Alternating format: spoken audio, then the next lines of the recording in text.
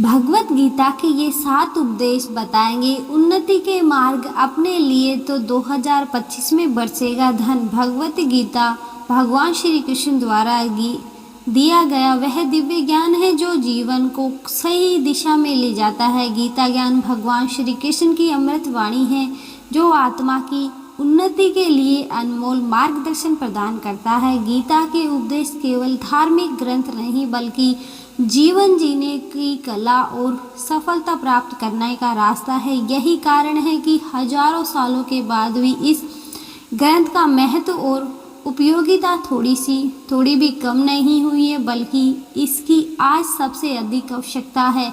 यहाँ गीता के 7 उपदेश दिए गए हैं जो उन्नति के मार्ग हैं।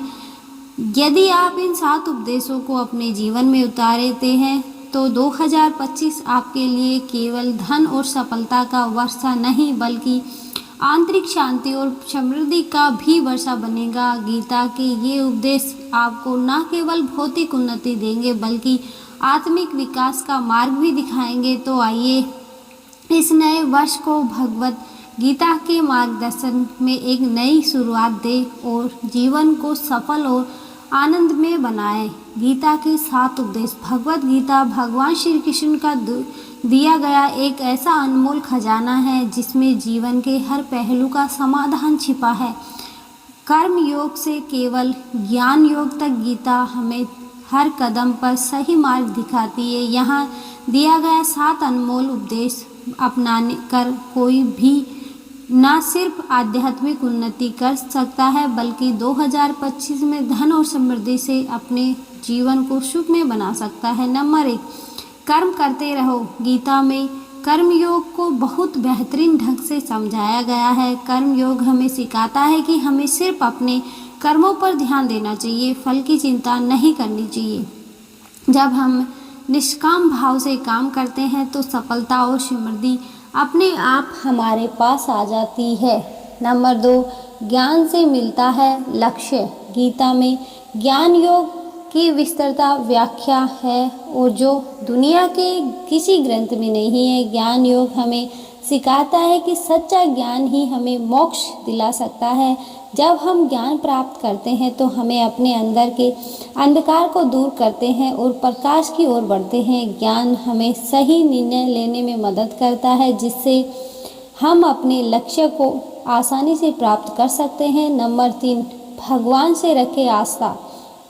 गीता का भक्ति योग हमें भगवान से जोड़ता है और हमें भक्ति देता है।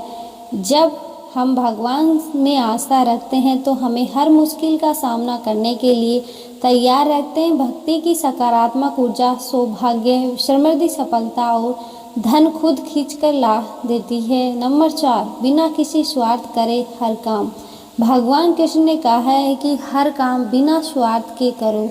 इस गीता में निष्काम कर्म कहा गया है जो हमें स्वार्थ से मुक्त करता है और हमें दूसरों की सेवा करने के लिए प्रेरित करता है। नंबर 5, जो है उसमें खुश रहो। भगवान श्री कृष्ण कहते हैं कि संतोष हमें लालच से बचाता है और हमें खुश रहने में मदद करता है।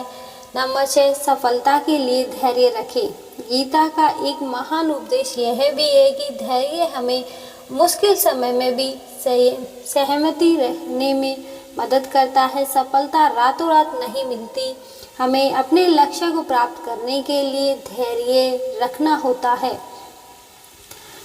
नंबर 7, सदैव सकारात्मक सोच रखें। गीता में बताया गया है कि मनुष्य का मन जैसा सोचता है उसका जीवन वैसा ही बनता है।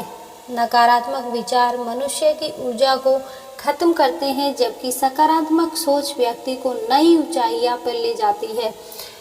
यहाँ दी गई जानकारी धार्मिक शास्त्रों की मान्यताओं पर आधारित है तथा केवल सूचना के लिए दी जा रही है। हमारा चैनल इसकी पुष्टि नहीं करता है। धन्यवाद। राधे राधे।